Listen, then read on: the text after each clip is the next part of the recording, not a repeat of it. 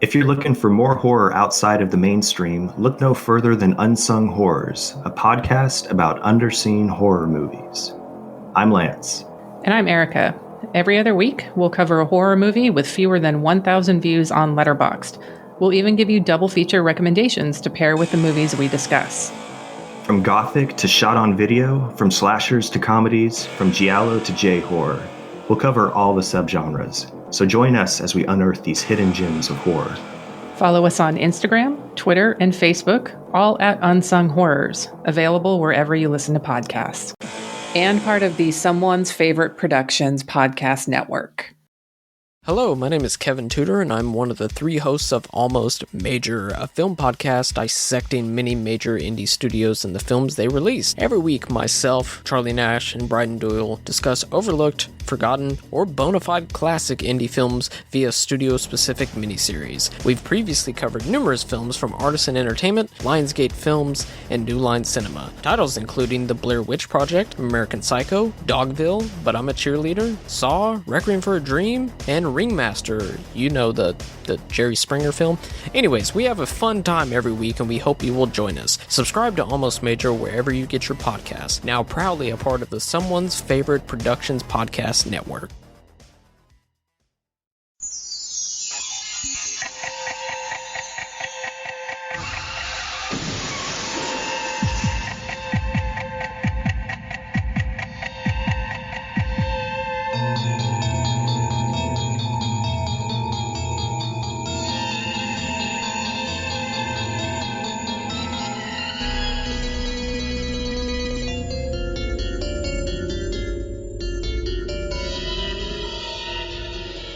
Hi there, I'm Chris Dashew. I'm Mike White. And this is Father Malone. And we are the hosts of Dreams for Sale, a once-a-month look at the Twilight Zone 1985, the only remake of the show worth watching, quoted by Father Malone. Yeah, I'll say it again. On every episode of Dreams for Sale, we take a look at one episode of the show from 1985. On this episode, we're taking a look at episode 15, otherwise known as episode 15, that aired January 24th, 1986. That episode is broken into three segments: Monsters, exclamation point, Small Talent for War, and A Matter of Minutes.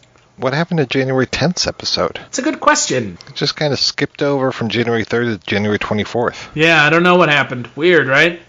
Yeah. What the fuck is going on in this Monsters episode? Can somebody explain to me? No. Okay.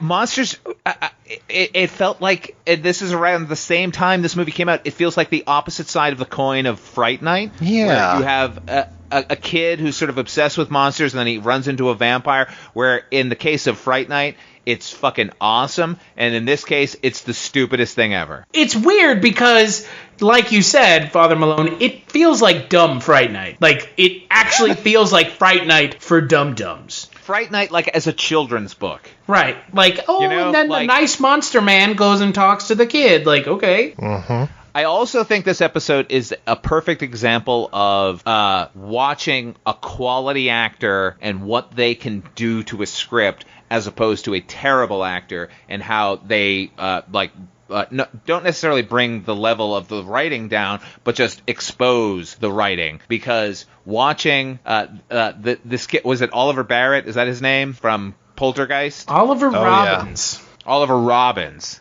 Yeah, like watching his performance, it's. I can understand why we didn't see any more of him after Poltergeist 2. It was the curse. Oh my, yeah, it was the curse, right? Yeah, sure. Yeah. Oh, hey, man, I'm going to make a new movie on Shudder just about cursed movies. Yeah, because that's never been done before. Hey, now, we haven't even gotten a chance to watch the documentary yet. You're already throwing dirt on it? Jesus Christ. Yeah, I am.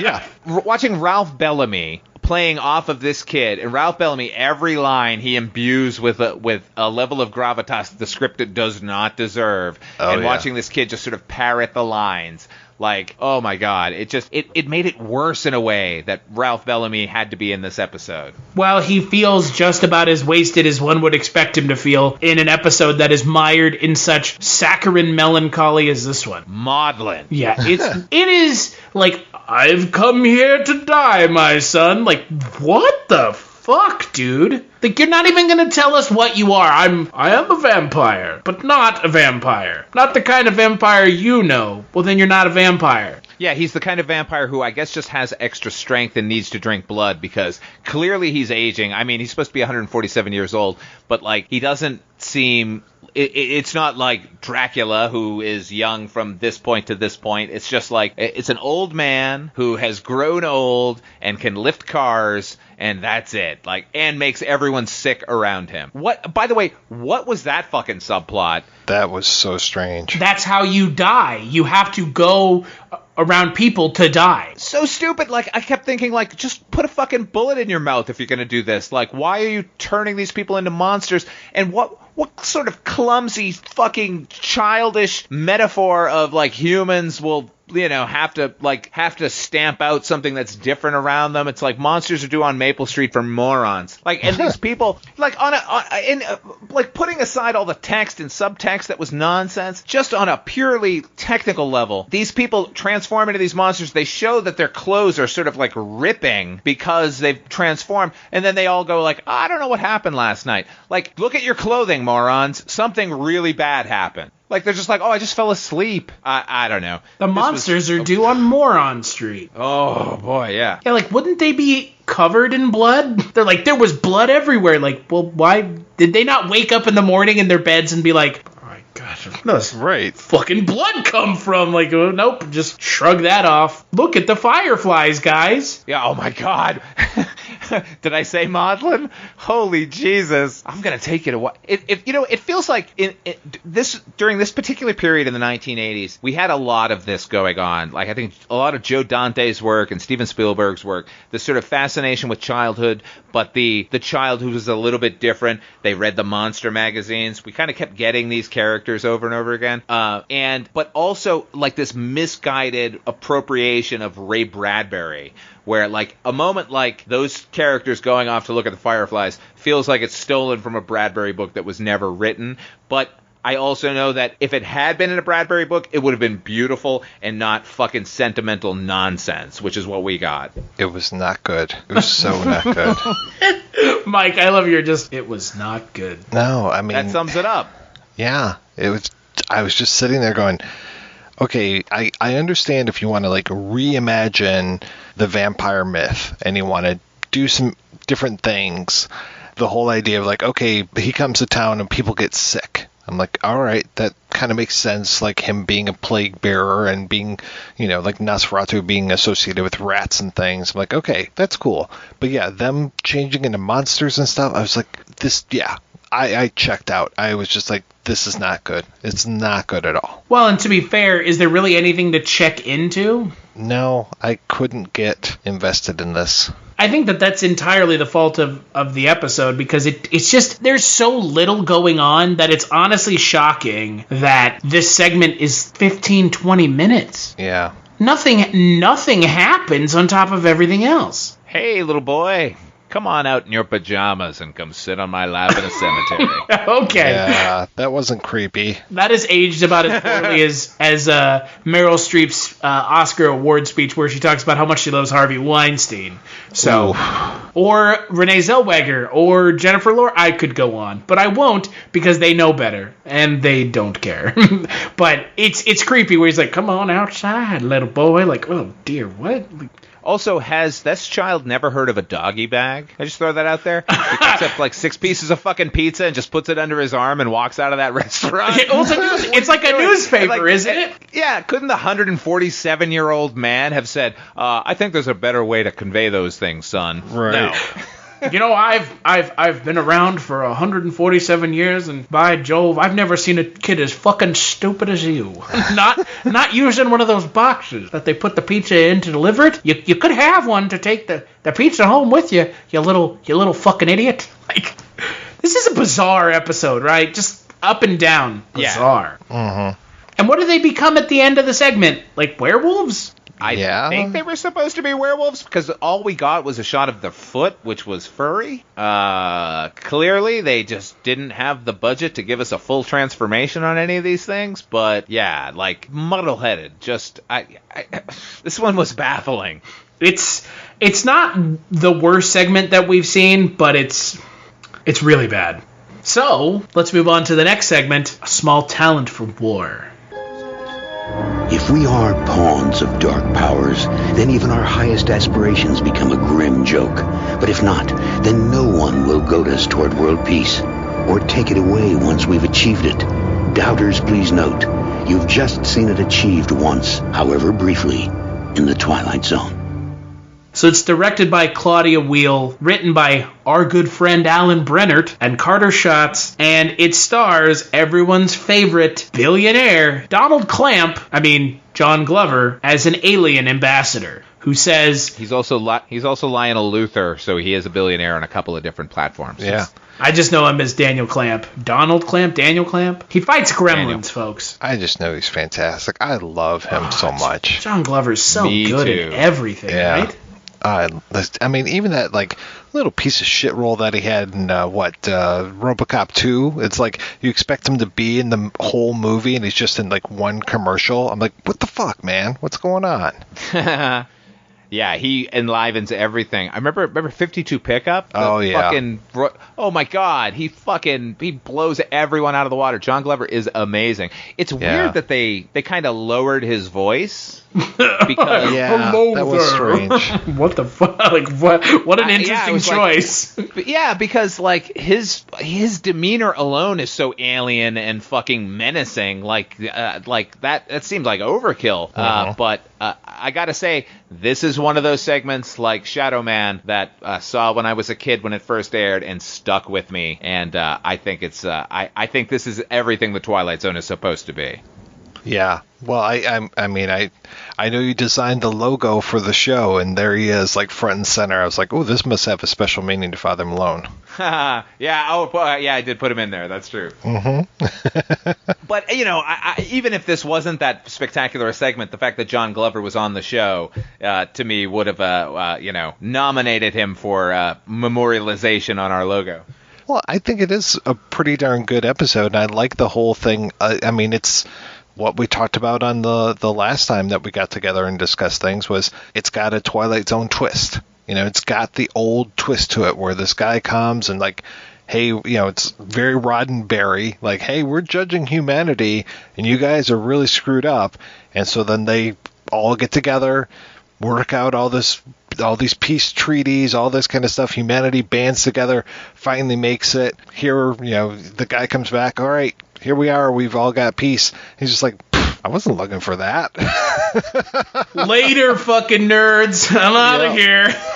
See ya. It's the stinger to this episode is great. He's just like, yeah, okay, mic drop. I'm out. Bye bye. It's like, I'm gonna kill. You're all gone. He's so bemused by it too. Like I couldn't even be mad at him as this ambassador. He's like, really? This is what you did? Oh no, you poor things. Right. Yeah. Good for you, but And then it's like, oh, you guys long for peace and you can't get out of your way long enough to do it until the aliens show up to literally destroy you. Okay, bye. Good episode. Good segment. Yeah, and it's all right to the 6 point, minutes? Man. Yeah. Like. Short and sweet. Gotta love it. Yeah, it's great. And I mean, look, everyone pretty much else is, just kind of doing not like a stereotypical bit, but kind of, right? Mm-hmm. First thing I ever saw him in was Gremlins 2. And I did every time I see him in something, I'm just like, man, this guy just every time. Welcome to the bathroom, mister. That's my favorite joke in that movie. So good. Remember when he's in the Mouth of Madness as the doctor at the beginning for no reason other than because he's John Glover? Me too. So let's talk about the final segment of the episode, A Matter of Minutes. Time. A handy fiction to explain why everything doesn't happen all at once. Or maybe we're the fiction, moving minute by minute through the Twilight Zone. So Matter of Minutes is directed by Sheldon Larry, written by Harlan Ellison and Rockne O'Bannon. So... the setup, we're looking good so far. It is based on a Theodore Sturgeon short story, Yesterday Was Monday, and it stars Adam Arkin. Yeah. Yep. Yeah. Boy. That's right. Got all these folks together. The thing about this is just that I feel like I've seen this so many times before, and I don't know if it's just that I have a really good memory of this particular episode, but I was just like, okay, I've seen this. So here's the thing. I've never seen this before, and even I felt like I'd seen this before. Okay. All right, good. I felt like I've felt like I've seen tropes of this. Like, other things I've seen are like this, and it wasn't interesting then, and it's not interesting now. Wasn't there an original Twilight Zone that was exactly this, or very close to it? Which one would that be? I just remember a guy... Well, actually, you know what? I take it back. It was a guy who was running around a city, and he couldn't find anybody, and then finally he, like, turns around, and he's on a movie set. And it's like, what? And he's confused, I'm confused. So it just kind of reminded me of that, like, shift of reality kind of thing. That's funny. That episode was called "Where Is Everybody?" It's actually the pilot for the Twilight Zone, the original Twilight Zone television series. I too, gentlemen, felt like I had seen this story 1,000 times before. Nevertheless, I don't think I could point to any story that it actually is aping, but it gives off this weird vibe of seeing this. This is not an original concept, not an original thought. What a weird phenomena. Right. Ooh, it's like the Mandela effect. It's true. You mean they're the Berenstain Bears, not the Berenstein Bears? It's pretty insane, dude. There's a whole movie about the Mandela effect now. Oh, thank God. Yeah. Just what we needed. Waiting for that. Yeah. I'm sure Blumhouse put it out. Or wait, I think it's even like sub Blumhouse. Oh, to be fair, isn't just Blumhouse some Blumhouse? Because, they definitely didn't release Truth or Dare and Fantasy Island with the same lead in both of them. So, just going to throw that out there. But they did make Get Out, so, don't forget that.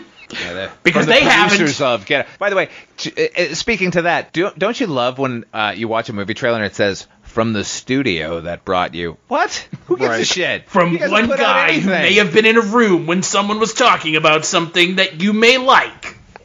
My second favorite sort of trailer thing is the "from one of the producers of." Right. I always liked what they did with, I think it might have been Hot Shots, where it was like, "from the brother of the producer of Ghost." Yes, that was brilliant. That was good. I mean, Hot Shots is an American cinema classic. Hell yes it is. I know. I was watching it over the weekend. I hadn't seen it in the longest time. Oh. And everything about that movie is what you want when someone who knows what they're doing makes something amazing. And what I can't for the life of me understand is, how did Harlan Ellison and Rockne O'Bannon not make magic here? Really? Yeah. I don't get it. Shocking.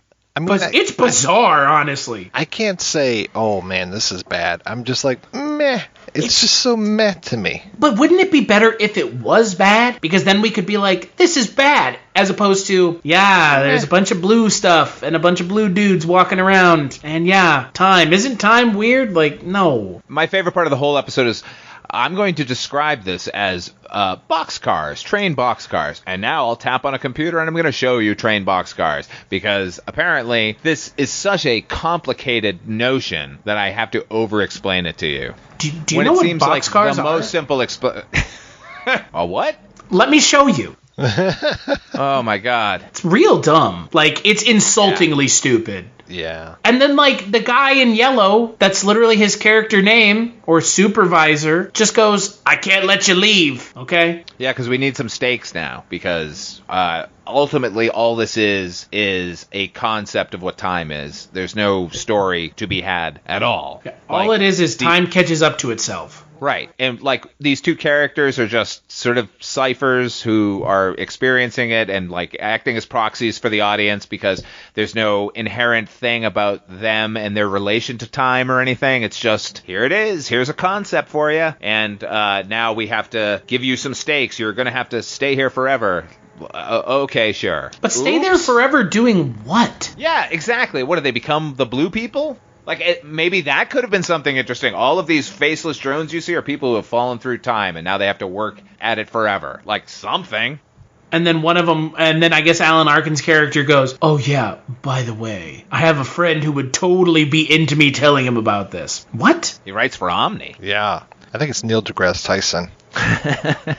Everything about this segment is what I have had a problem with this show from the get-go. It just, sometimes the ideas seem too interesting for their own good, and the execution is just, it's not a bad idea. I think we can all agree it's not an inherently bad idea, but I don't think the execution is remotely there.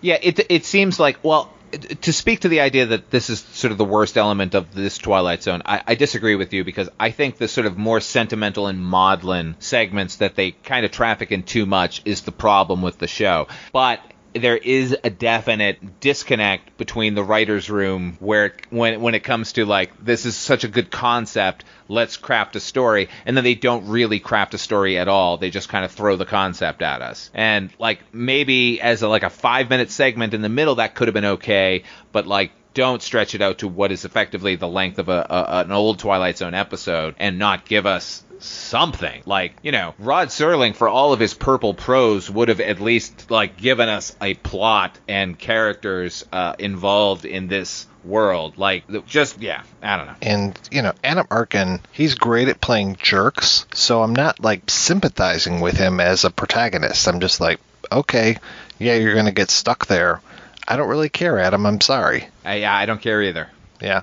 His best work was when he was in Northern Exposure, just playing this complete, you know, just this guy that didn't want humanity to even bother him. I was like, okay, yeah, that suits you. He also played, like, the head of a neo-Nazi group on Sons of Anarchy. He was equally adept at that. Oh, nice.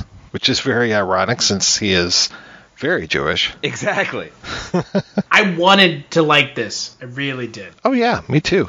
It just wasn't there, man, which is a bummer. I don't know. Yeah, I don't know where it went wrong. I really don't. Yep. All right, so in the next episode of Dreams for Sale, we're going to be talking about episode 16 of the show. We are closing in on the end of the season.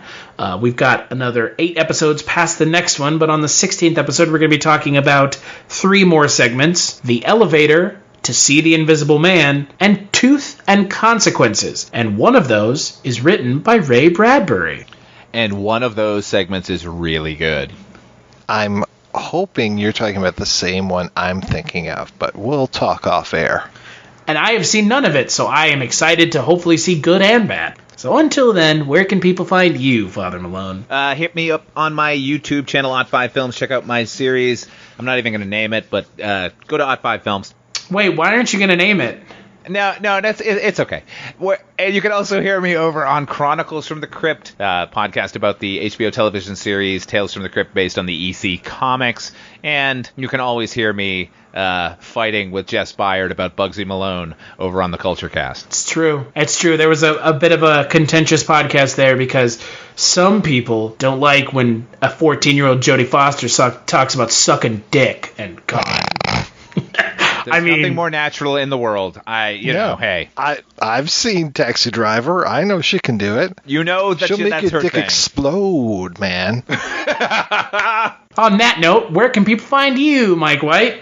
Well, when my dick isn't exploding, I am talking about Barney Miller at the Life and Times of Captain Barney Miller podcast, as well as talking about movies over at the Projection Booth podcast, which you can find at, oddly enough, projectionboothpodcast.com. And as for myself, I'm not even going to address the things that Mike White has been saying, because what can one say to that? You can find me on the Culture Cast, where I talk about movies. You can find me on the One Season Show, where I talk about shows that only lasted one season, and on Chronicles from the Crypt, where we talk about Tales from the Crypt. TwilightZone85.com is where you can find more episodes of this show. Twilight Zone 85 is what we are at on Twitter. If you want to tell us how good or bad of a job we're doing, or just not say anything at all, which seems to be the case. Roxy Drive and Neutron Dreams provided the music for the podcast. Big thanks to them. We'll catch you on the next episode.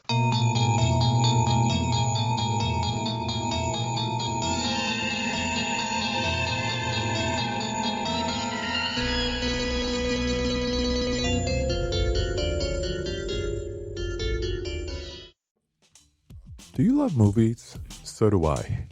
What's up, y'all? It's KB, and I love movies, inviting you to listen to The Conversation, a film podcast where passion meets perspective and opinion. From the old school to the new, I invite a guest on to discuss the movies that thrill us, challenge us, break our hearts, or even blow our minds. There's always new episodes dropping wherever you get your podcasts. So join the conversation. We don't just watch movies. We love talking about them too. The Conversation with KB Loves Movies, a part of Someone's Favorite Productions podcast network.